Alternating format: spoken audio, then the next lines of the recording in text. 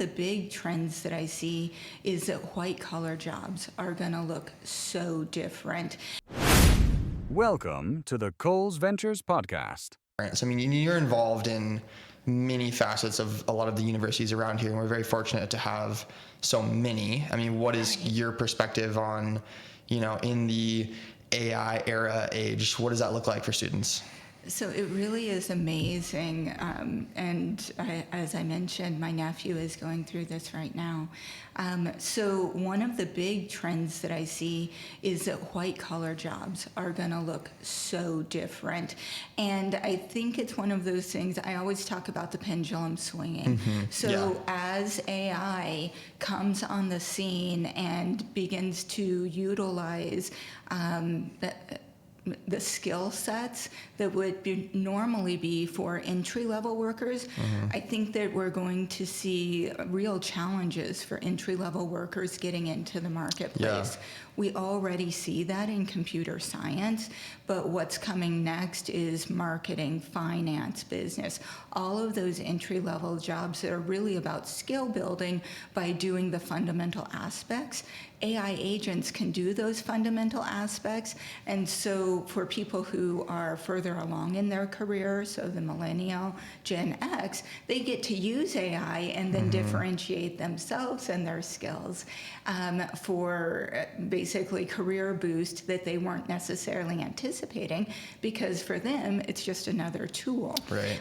But for the early career set that is in their junior, senior year of college, they are going to be having, for lack of a better word, an oh shit moment about what do I actually do now, and how do I get into this career field that is going to look very different because of the tools that are being used that replace the learning skills that I would be learning on the job. So I think there's certainly some of that happening, and that's where folks who are going into the trades are going to have a leg up. First of all, their earnings potential hits faster versus a 4-year university where you're delaying your earning potential until after you get that degree.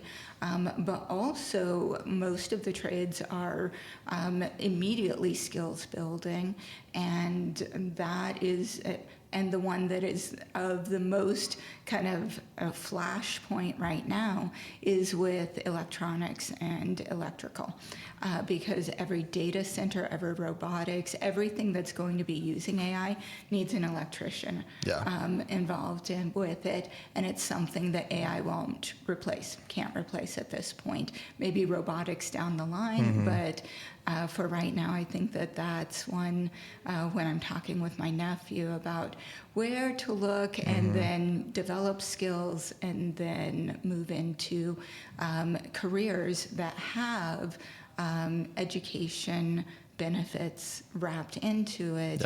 As someone who has gone to a lot of education, one of the key things I say is don't pay for your education yourself.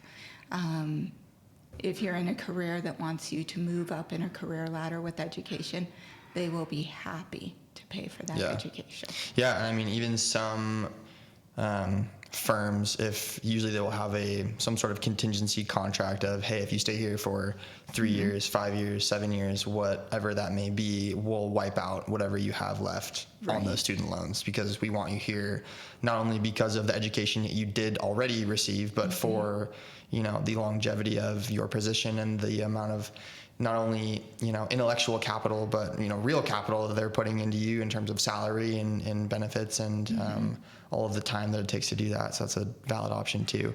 For universities being aware of this, how do they think of this, and how are they positioning themselves forward to still be an option for people, rather than looking at it that way of like, well, okay, between choice A of kind of the more, I don't know about normal, but the more traditional route of you go to high school, you go to a 4-year college and you get a job, that's not necessarily as guaranteed as it once was What are your thoughts on that? So you're really talking about the return on investment piece of that. And what I've seen instructors, colleges, deans, department heads really looking at is those industry academic partnerships. And that'll flow into what we talk about as far as Evergreen Bio. And part of what we help with is the industry partnerships are what academics, so four-year institutions, are really diving into more deeply in order to learn what those industry partners are really looking for, and they're actively looking to change their curriculum based on that and create internships and more opportunities. One of the things that we see is for communities where the college is in amongst industry partners, the greater the number of industry partners, basically the greater opportunity those students have. And so that can be a real hurdle for academic institutions that have majors that it can be harder to get local internships or apprenticeship type programs.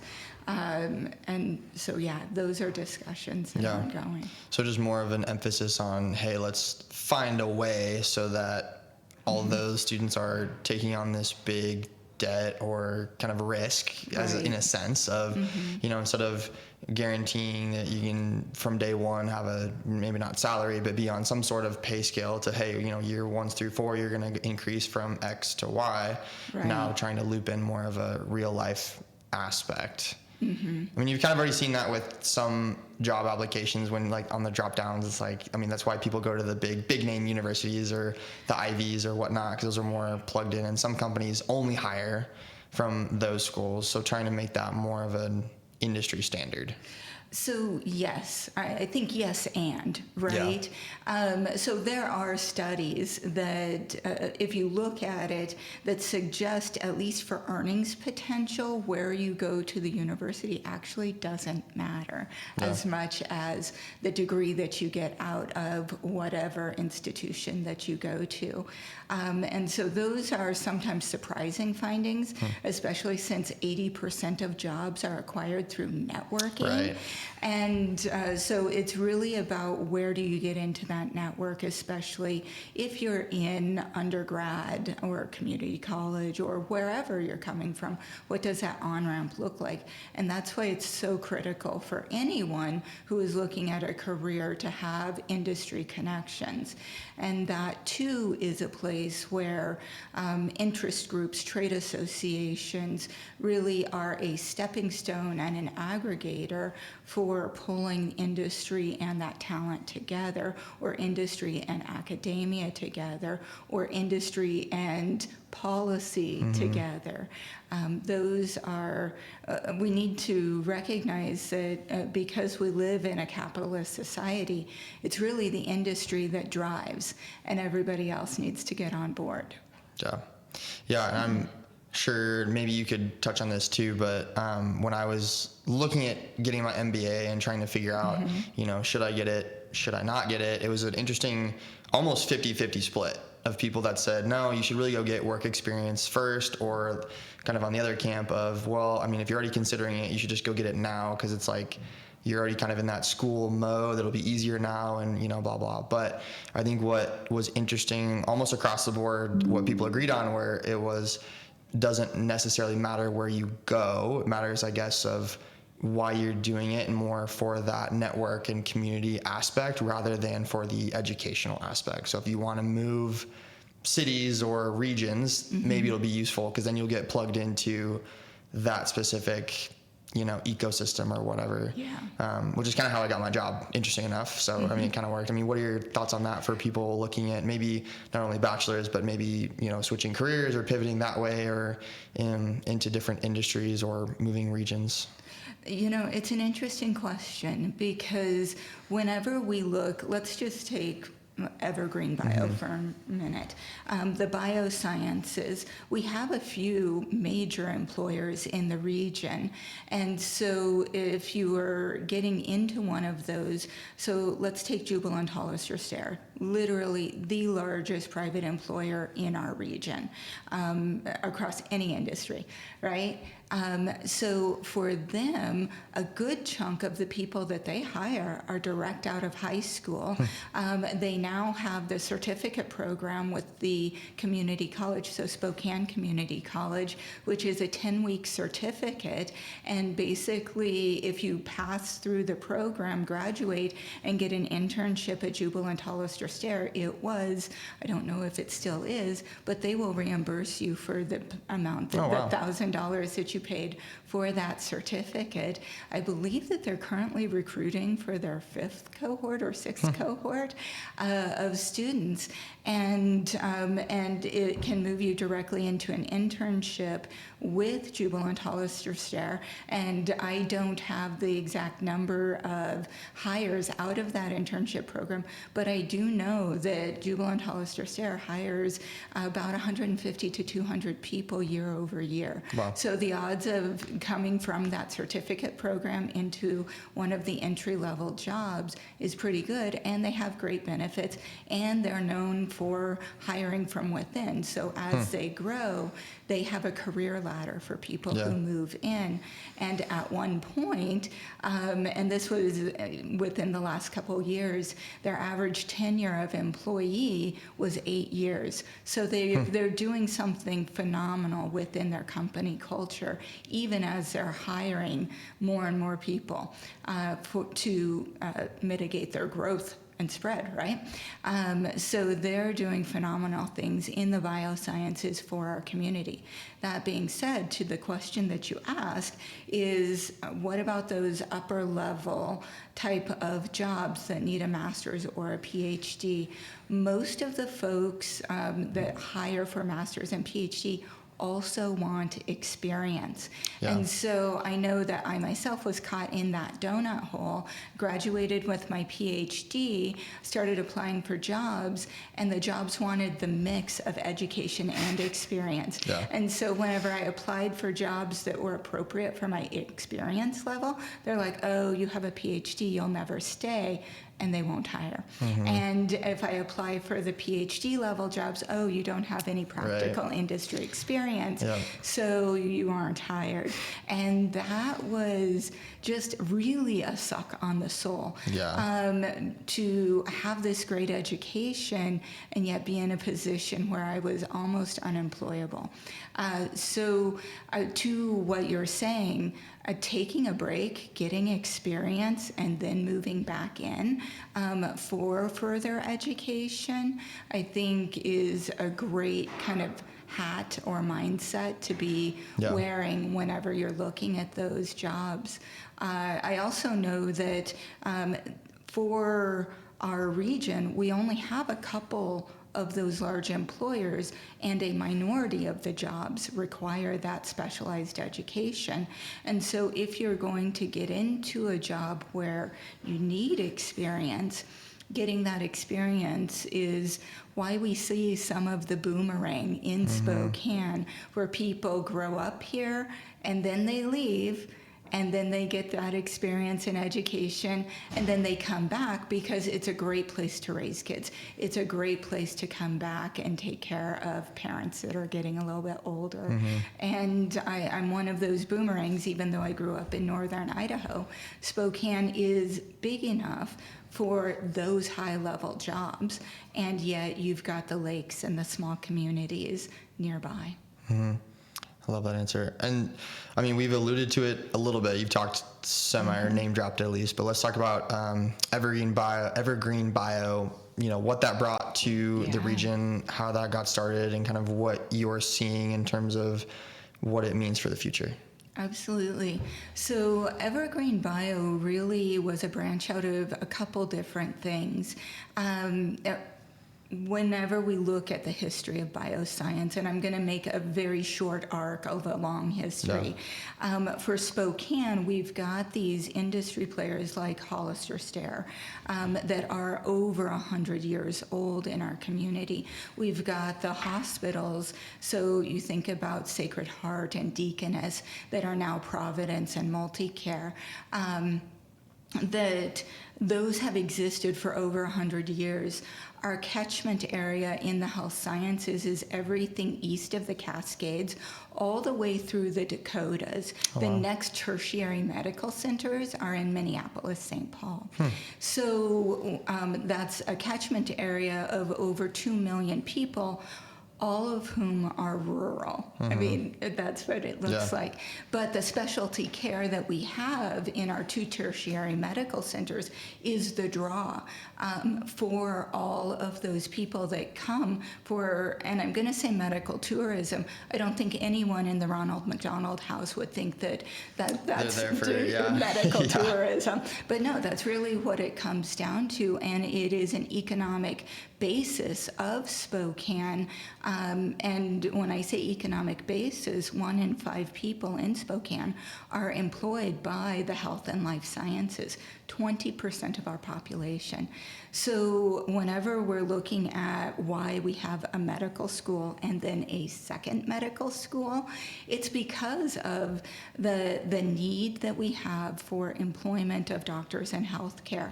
Whenever the Ellison S. Floyd College of Medicine opened up here, competition is a beautiful thing, right? Anybody who is in business knows that competition is great for economic development in a region. It's good for jobs. It's just good for the diversity of the jobs that secondary market comes from that. So whenever the medical school opened up here with Wazoo, then UW partnered with Gonzaga and a second medical school opened up literally a quarter mile away. And we, Spokane, graduates more medical students than Seattle does. And that's not a well-known fact. But the other amazing thing that happened is the amount of research and development in the Washington State University Spokane campus increased 4 to 5-fold. So the amount of research and development dollars was creating innovations in the academic setting that inspire and give rise to innovations. And within the academic setting, those innovations need to go through what's known as tech transfer. So back in the 80s, the Bayh-Dole Act passed, and that was revolutionary. And most people don't understand that prior to that, the federal government owned the intellectual property for anything that was developed with federal dollars. After that point, the universities owned the intellectual property for anything that was developed with the federal dollars on those campuses. And that created an opportunity for universities to pass the baton. And very generally, what it is the intellectual property developed within the universities can be licensed to startup companies or industry partners outside of the university, and that technology transfer from inside to outside of the university is a revenue generating opportunity. Often the technical experts, so the scientists inside the university, are the ones that are licensing it outside of the university, at least to create that initial startup company. Those technical experts are the chief scientific officer, the chief technology officer. Very rarely are they equipped and trained to be the chief executive officer. Right. And so this creates one of the gaps that we see in our entrepreneurship community, and that is that you have people who are not equipped or skilled in business running startups and then trying to get enough traction, and they run out of runway. And so it's one of those things that we as an innovation community really need to start partnering business executives with these technology experts so that they have a much better go-to-market strategy. And we have community partners. So SP3 Northwest was one of these. Launchpad Innovate Northwest is one of them. The Springboard program out of Launchpad is really fantastic for that. The NSF I-Core programs do this as well. So that is one of the gaps that we need to fill. And then as far as the rest of the pathway, what that looks like really is funding. We have some amazing local funders. So Ignite Northwest with the loan fund that they have, and then the Spokane Angel Alliance, Cowles Ventures. We do have some really wonderful investing opportunities. What we need to do better, I think, in the long run is we don't have an angel training fund, we don't have an angel training group, and yet we have over 13,000 households that make over $200,000 a year, which isn't a direct one-to-one with accredited investors, but it is a nice proxy of basically folks who would be accredited investors, but don't necessarily know that they are. And if the minimum investment is $25,000, yeah, there's no reason to train all of those baby angels to get involved. But with a training fund where the minimum investment is $6,000, $5,000 that goes to the investment, $1,000 that goes to administration, then it becomes something very probable and likely for people who are early stage accredited investors to be able to, and I'm going to use the word gamble, but gamble on the startups that are in our region and feel good about it. So I'm one of those baby angels. I do not have the bandwidth for $25,000 investments, but over time, I do have the bandwidth for a series, over time of $5,000 to $6,000 investments that, the ROI, I do want an ROI. Statistically, if I invest in 15, 16, one of them might pay off. But even if they don't, and this is where it gets into the small community mindset, even if it doesn't, my investment, along with other people's in an angel fund, create jobs for that company for right now. While that company is up and running, not only is it creating jobs for those people in that company, but it's creating jobs for the supply chain. And that matters for me and my community because those are my neighbors. And the technology that they're trying out and building, usually pretty amazing. I mean, all you have to do is look at precision quantomics, right? That's here in Spokane, amazing technology. And where are they pitching this month? But the Flywheel Investment Conference, Baby Angel Training Conference out of Wenatchee, Washington. And if Wenatchee can do it, Spokane can do it. Definitely. Yeah, that's an interesting concept. I've never thought about that. I mean, are you aware of any, you mentioned one, the Flywheel Conference, which I went to, and you were also there, last year. Yeah. That's a great conference, obviously kind of not necessarily geared towards new investors or any of that, but it's a good kind of training ground, I suppose, where you can see what they're about, get more knowledge on that. I mean, are there any communities kind of like Spokane that you're aware of that do this in a way that maybe we could replicate? I mean, what would that look like for a training ground? The Flywheel Conference actually just this year pulled in the Angel Capital Association to train the angels. And so I think that is a really good model. The Seattle Angel Conference is another opportunity for us to look at what they've done as far as investors, so baby angel training, and then pulling in early stage companies. Portland also has their business organ fund, or the Portland, oh my goodness, Angela, I need some help now with the name of it, but Portland has a training fund as well. Okay.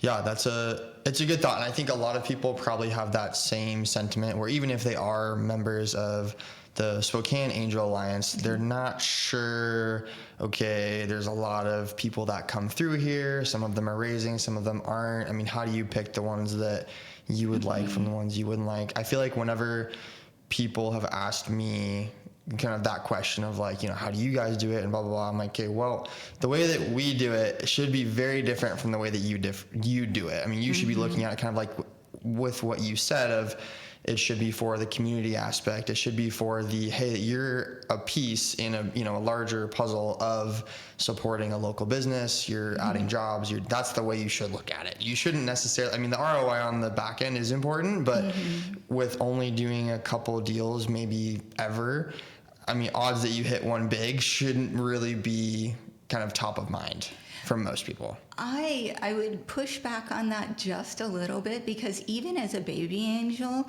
you need to know how to evaluate team and evaluate traction, So a lot of times with these angel conferences, you're choosing between one of 6 viable companies, and then it's just which one's going to be the most viable, the most likely to do return on investment.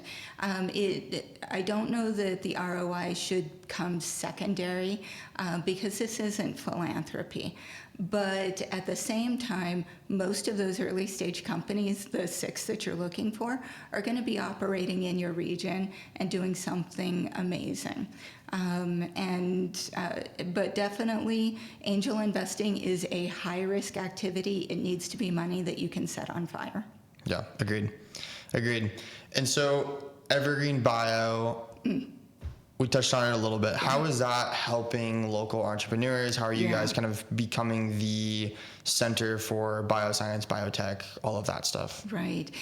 So thanks for looping me back around. I was looking at bioscience as a whole and didn't tie it back into Evergreen Bio. So Evergreen Bio is an innovation cluster. Whenever we start seeing all of this innovation coming from the universities, SP3 Northwest actually got a grant to do 4 things.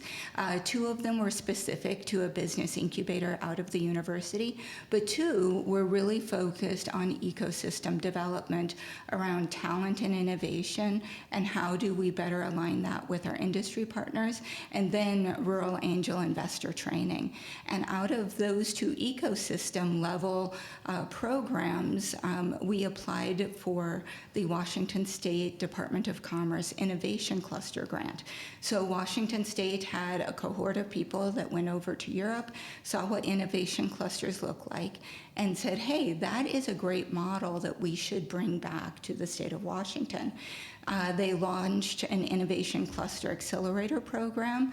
We applied with those ecosystem for bioscience, because that's our regional economic development basis, and was awarded that ICAP grant of $500,000 to get Evergreen Bio started. So we got our bylaws, we got our board. Katrina Rogers was the first CEO, and then we did a couple of things with the second ICAP grant as well. So that was the Cushman and Wakefield study, which was really about what assets do we have and how do we move forward in the biosciences as a community. And now recognize that that was all during COVID, which is a really unique period of time. And coming out of COVID, the funding that we had wanted a dedicated executive director, which is how I came on. And the results of those asset studies were that we need to grow our startups basically from the ground up here, that we don't have the entire infrastructure to be able to recruit in big industry players, and that we needed better alignment between our academic and industry partners. So we started with 3 innovation teams, which is how Evergreen Bio functions. And those innovation teams are grouped around stakeholders that all mutually benefit. So we have our industry partners in there who are saying these are our key problems, and so they lead. And then we look at that there's not enough innovation to create supply chain partners. And out of that, two things. A supply chain directory, biovendors.com, came out of that. We have over 100 companies listed, and they fall into either med device or pharma supply chain.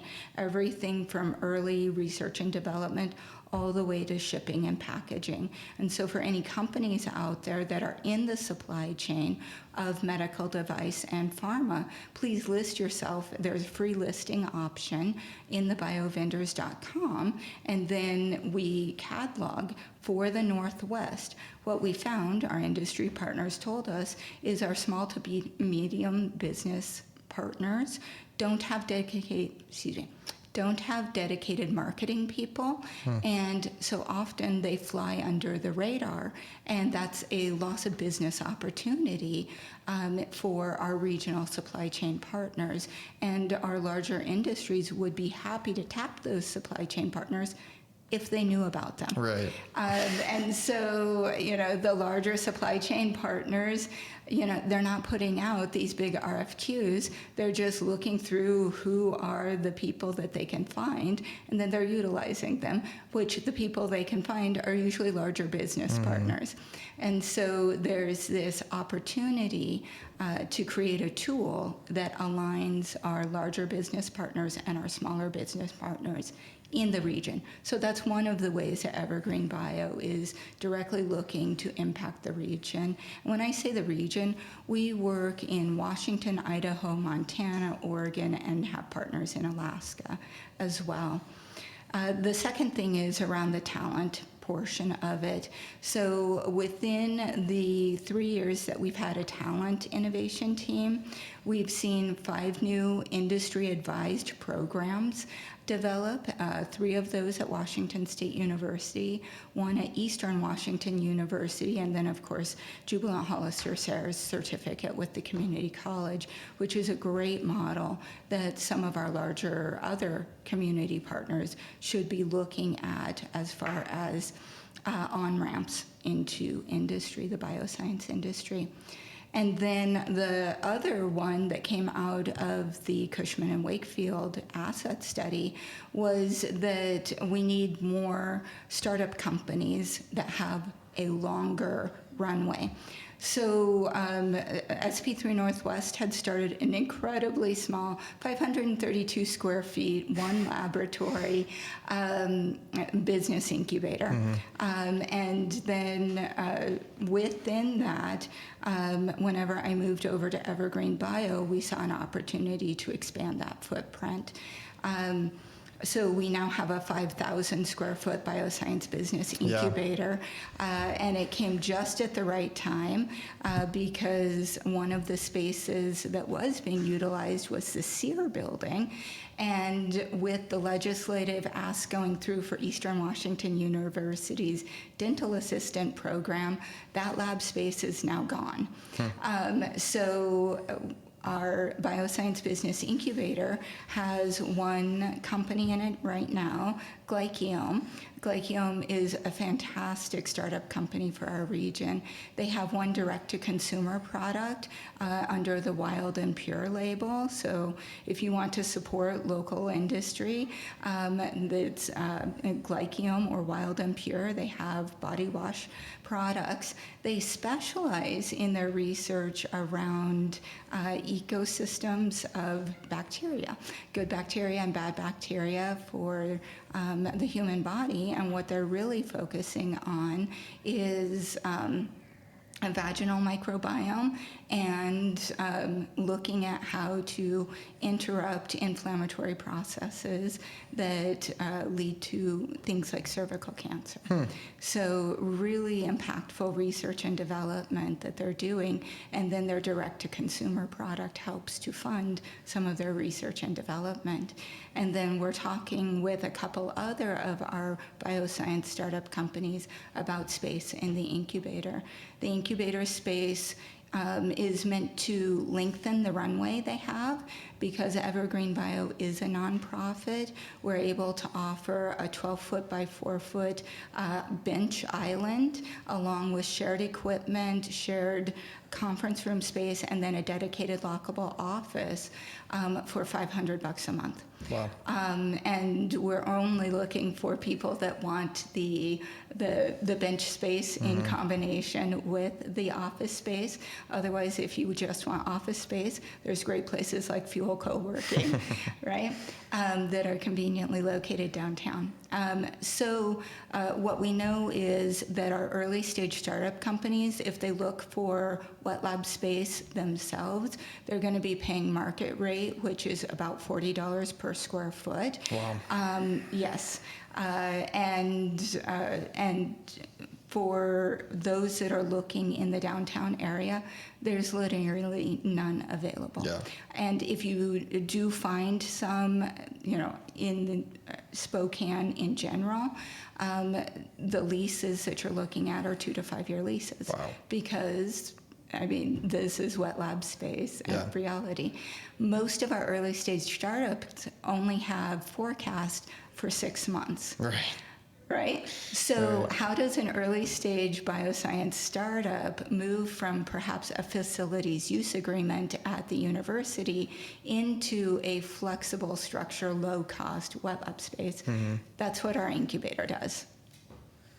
So that was kind of the purpose. I mean, that was the next question of, how did you, or what was the thought process behind getting physical space as well as everything else that Evergreen Bio does? I mean, was that the purpose? Was it to provide, more of a, bridge between, the founding team in the university to trying to figure their stuff out to then becoming a, viable long-term company? That was Exactly. the idea. Yeah. So also every one of our innovation teams are geared towards developing a revenue channel for Evergreen Bio. Any business needs to remain sustainable, us included. And so part of us having that space was to create a revenue generating opportunity for Evergreen Bio. So the third of the Washington State Department of Commerce's ICAP grants is what has given us that space through March of 2027, and then having companies occupy that is a way that we maintain a revenue channel and then can support leasing that after that original lease is done. That's awesome. And So, how do you see kind of melding with the community mindset? I mean, I'm sure that's part of it as well. I mean, how does what you're doing affect kind of the greater community in Spokane, and not only in Spokane, but the in the Northwest broadly? Right. So a number of our companies, I think the big meld there comes to HSSA. So the Health and Sciences Services Authority of Spokane County receives a portion of sales tax dollars, and then they redistribute that as grants, many times matching grants for early stage companies. And I call it the phase 0, but this is the earliest stage startup. Those are non-matched dollars. The HSSA will give $100,000 for this early stage technology. And then the phase 1 and phase 2, I call them that because it's matching SBIR phase 1 or phase 2 funding, but also equity funding.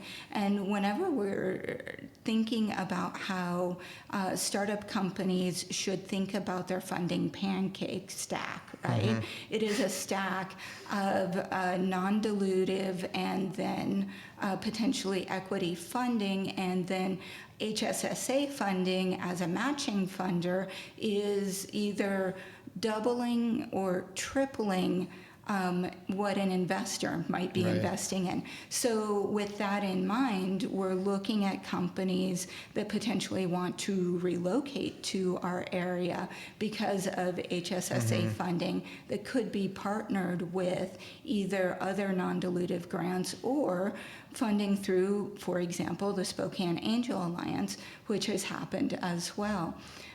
Those things are great for creating runway and creating that funding. And where our incubator steps in is to not suck all of that into facilities. So put more of it towards the research and development. One of the key things I think about startup companies, there's a couple reasons that startup companies in the biosciences fail. And partly it's because it's a highly regulated industry. So the time to actual sales revenue is often 5 to 7 years. And so that amount of runway is, I mean, in the tech world, you would just die, right? Right. That's untenable. But so in a bioscience startup, it's about where, it's like grass, right? It grows best where it's watered and fertilized and has sunshine, but not too much, right? And so whenever we're talking about the revenue pancake stack, it needs to be pretty robust, and then you need things that are inexpensive.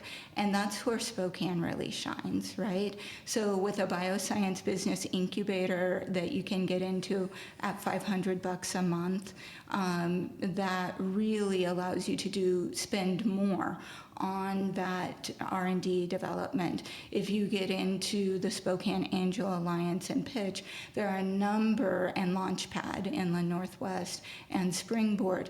Those are the water and the sunshine that we're talking about that are really helping to get basically either fail fast or get companies further along in their runway before they run out of runway.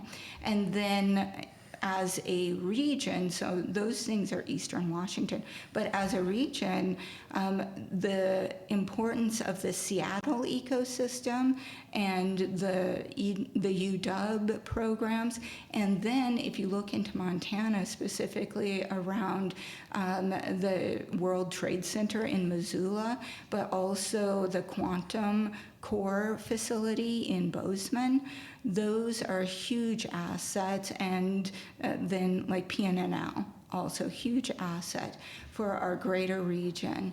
At Bend Venture Conference, I'll give them a shout out as well. Bend Venture Conference is the largest venture capital event in the Northwest. So. Working with so many different startups, and especially in the biotech, bioscience industry, what are some of the most common pitfalls that you've seen entrepreneurs make, whether that be regionally wise or individual company wise? So I think one of the big pitfalls is not having a fractional CEO early enough, or at least not having that advisor early enough. So like I say, a lot of the technical experts that we see are coming out of industry, or not industry, they're coming out of the academic setting. And for those academic founders, they're using facility use agreements, which is a really great tool as long as the university is still owning all of the IP. When the company is starting to generate its own IP, that becomes a really gray area really fast, and lots of people become unhappy immediately after. And that's part of the reason a business incubator is so important, is to move the company out of the academic setting before the company is developing IP. And so that's part of it. But having those industry veterans come on board early as advisors is so critical in not diving too deep in iterating a technology where there's not a market. Yeah. Or that you're going to run out of runway. Right. Before. As a community, mid-size as Spokane is, what can the community do better in terms of supporting their entrepreneurs, supporting the innovation ecosystem? What are we missing here that different ecosystems like Seattle, like the Bay Area, have kind of figured out? Right. So critical mass is really a thing. We all know about the parties, right? So the party hypothesis is if you don't have enough people there, it tanks before it ever gets started. And so I think in Spokane, that is one of the concerns that we have. And the reason I think that that is a pressing concern is because during COVID, when everyone was virtual, it was no longer an issue. We had access to everybody everywhere all the time. And that meant that all of the programs that were happening in the Bay Area, Seattle, I mean, literally anywhere, all of them were virtual. And that meant that money was going places we had never seen it go before. And that investors were investing in companies where they had never physically met the person, never laid eyes on the technology. And I mean, really, Boomtown is, we saw so many people moving from these very congested cities into Spokane, but really the boom was the flow of ideas and the flow of money.